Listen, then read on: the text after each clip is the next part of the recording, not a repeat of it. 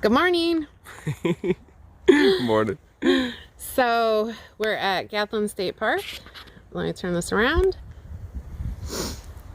We had a hell of a time finding the trail north. The trail south was really well marked, but this escaped us. Lot better marked. Yeah, so if you're trying to go north, just look for this ruin and then go.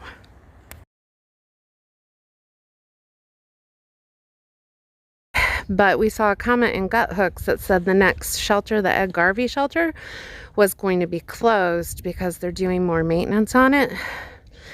So we decided it would be better for him to just drop me at the next road crossing that had like a decent place to park. So we decided on Gatlin State Park. So he dropped me off there this morning and helped me find the trail north, and I'm on my way. So thank you, Tyler. I love you, and I'll be talking to you soon. This is the Blue Blaze Trail to the Crampton Gap shelter, but I'm not going there. I'm gonna go on to the next shelter, which, I think it's Rocky something. Don't remember right now. So I'm headed that way.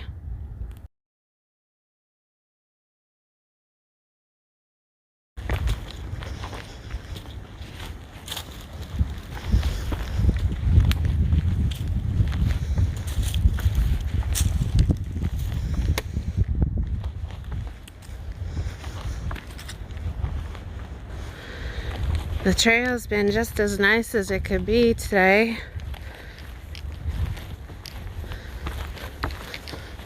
Real gentle with the inclines and the descents so far.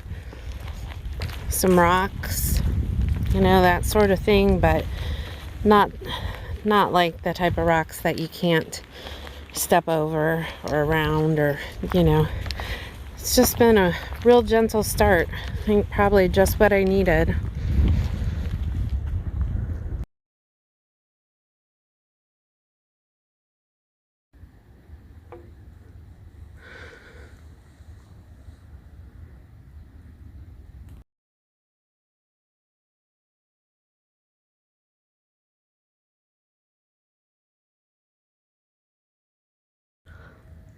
Can kind of see the view through the trees.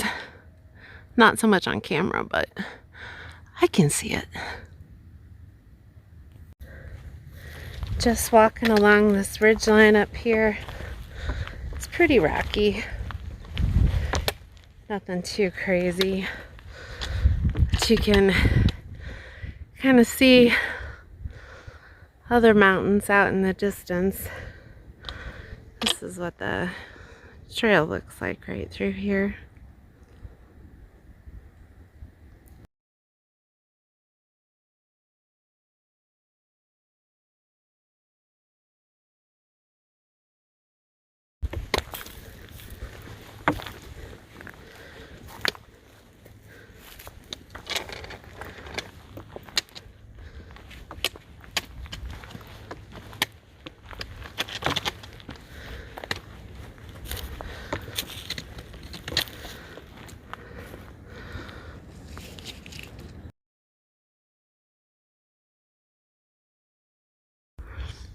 So I guess that's the way to Bear Spring Cabin Trail, but the AT goes that way. See the blaze?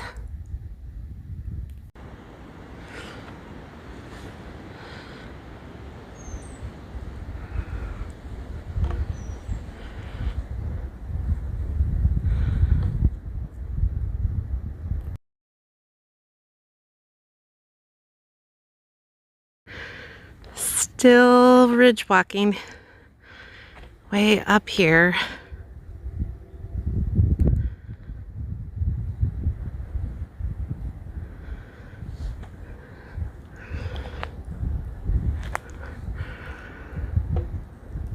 That way's north.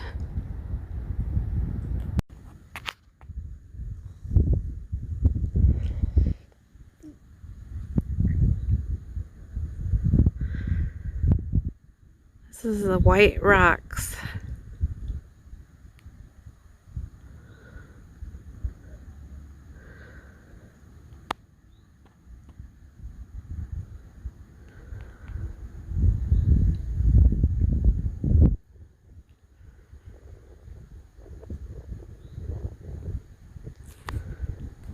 Part of that blaze is missing. So there's a fork in the trail. There's that way. And there's that way. I don't see a blaze. That's some kind of communication tower up there though. So I'm thinking the other way. I'm gonna have to stop and look at my resources and try to figure it out. Yay, I chose correctly. Have I ever mentioned that I don't like the downhills? Big rocks. More downhill.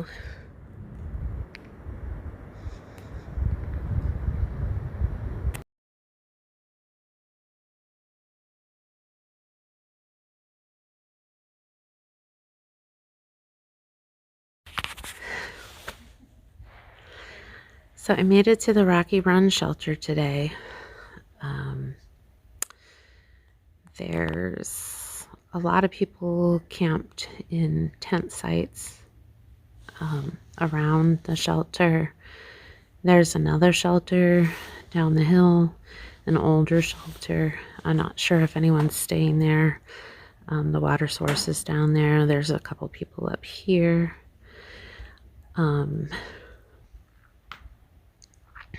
Yeah, so good night.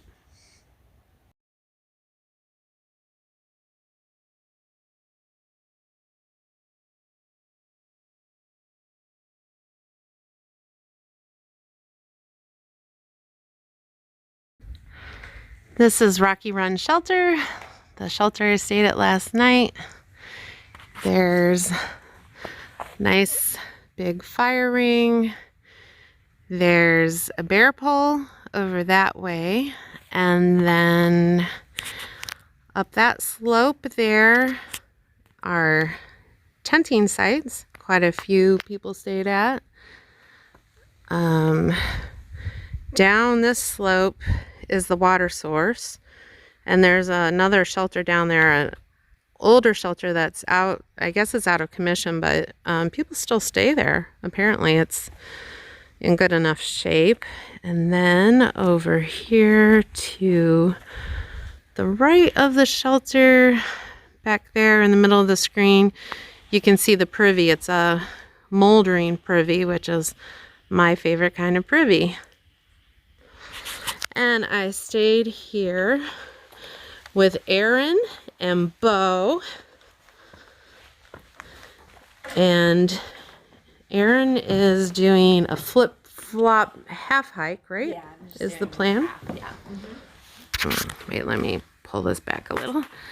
And Bo, you're doing the whole enchilada. Flip-flop whole thing, attempting it, yeah. So how long have you been on trail, Aaron? This is my third day. Same. We actually left Harper's Ferry within like 30 minutes of each other, yeah. Yeah. Oh, wow. So you guys keep running into each other? Yeah. Yeah. Isn't that comforting? It is. Yeah. For like little stretches, you kind of see the same people. Yeah. It is really comforting. Yeah. It's surprising like how fast you get to know someone out here, isn't it? Yes. Yeah. It's really nice and very kind people too. I'm so grateful for that. Yeah. Yeah. So you've had a struggle. You wanna? Yeah. Well, where was I? I was like probably a couple miles north of Crampton Gap, which is a shelter that's between here and Ed Garvey, where we stayed last night. And I sprained my ankle. So we're the ankle sprain shelter apparently this week.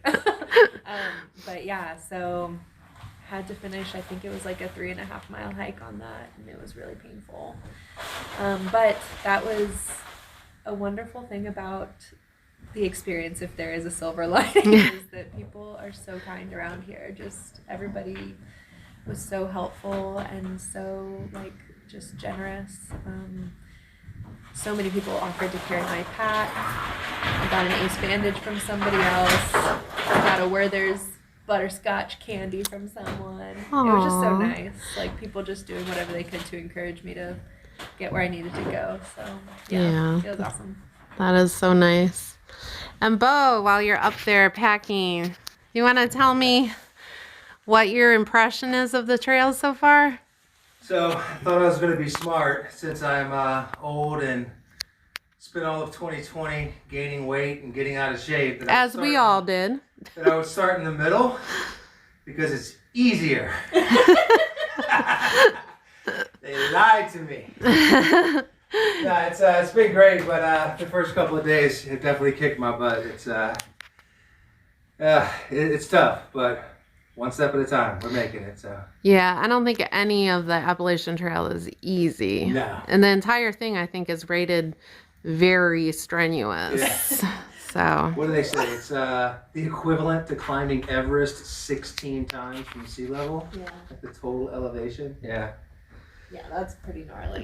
And it's not just the climbs though, right? It's the rocks and the roots and the Yeah, that's been really challenging for me so far, is just how rocky it is. Everybody would say that and I would just be like, what does that even mean? I've never seen trails this rocky, and this is not even the rockiest part. So that makes me Have you seen the pictures of southern Pennsylvania? No. Oh, okay, never mind. No. Look them up. Okay. I need to know. Okay. But I'm in store. Yeah, we're in store for it for sure. Well, thanks, guys, and I hope you both have a really good hike, and I hope I see you up the trail. You too, yeah. Hope we will meet again soon. Yeah. Hope so. So, leaving the shelter now. It's pretty late, but I think I'm just going to the Dahlgren campground. It's only 2 miles, and I'll have to tent, and it's going to rain tonight, but I think the Pine Knob shelter is 7.4 miles, and probably more than I'm ready to do right now. So I'm just treating myself to this 2-mile day and camp out, and at least I'm out here, and at least I'm moving forward. So I'm satisfied. Had a really good time with Aaron and Bo at the shelter. They just breathed new life into me. I'm excited again. So I don't know. It's the people out here. It's really the people. Came to a place where it opened up.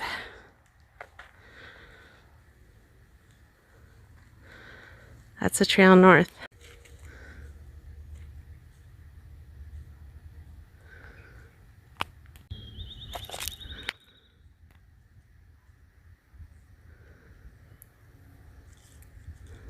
I hear something in the bushes over there.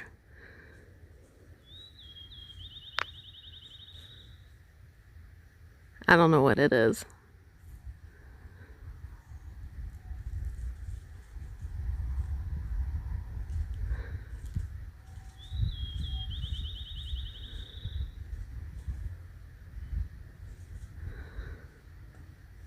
So that guy I caught on video when I said the trail goes north was hiking south, and then I stopped because I was recording that movement in the bushes, and he came back this way, and he saw me and he stopped, and now he turned around and he's going back north again. Kind of sketch. So I think I said that wrong. So he was headed south. He never spoke to me when I greeted him. Then a couple minutes later he turned around and was going north, and then he saw me again, and I had my phone out, and I said, oh, there's something in the bushes. I was trying to see what it was. He never said a word, turned around and went south again. So I don't know. I'm out here talking to everybody because I'm sizing everybody up. So when somebody doesn't speak, you know, it gets on my radar.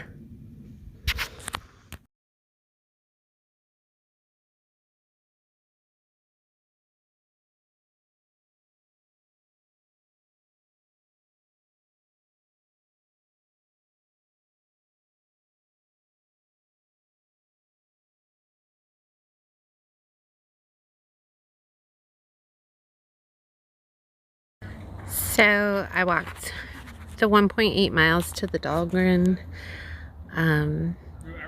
campground. It's pretty cool here. turn in. So there's tent pads, and up that way is a bathhouse. It's got showers and sinks, flushing toilets, hot water in the showers, I've heard. Each site has a picnic table, which feels like a luxury to just sit down on the bench. Right in front of my site, there's a bear pole, so a good place to hang a food bag. And over here, there's some company for me. It is a college backpacking class, so that's pretty cool. Glad, you know, it's nice to have young people around.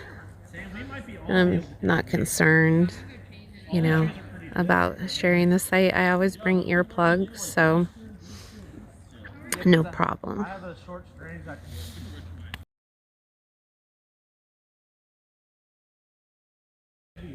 Hey guys, so I'm still at the campground. This is where I'm spending the night.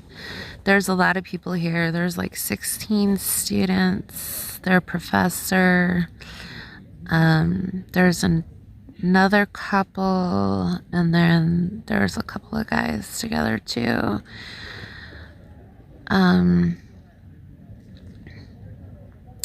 It's probably getting close to 6 o'clock now. It should start raining soon. I don't know, there is like a pretty good chance of rain all night, but I think it's gonna clear up in the morning, hopefully by like 8 or so. So hopefully I can get a fairly decent start on the trail. I don't know, it still takes me forever to, you know, pack all my stuff, but I know that comes with time. Tomorrow, I think it's like 5.5 miles to the next shelter, and that's all I'm planning to do. And if I can do that, I'll be very satisfied.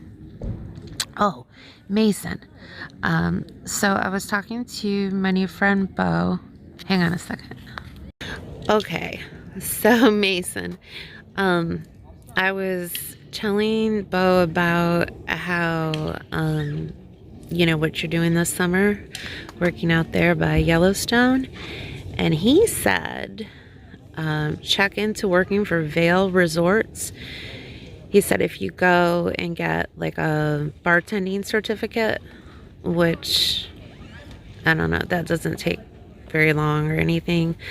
He said you could work for them as a bartender, and you could work at ski resorts in the winter and, you know, like ski for free and have all these discounts and stuff. And then he said in the summer they own properties like in the Virgin Islands and stuff. So I don't know, he was saying you could, you know, just an idea for your adventure traveling gigs. So I wanted to be sure to let you know. Anyway, good night everyone.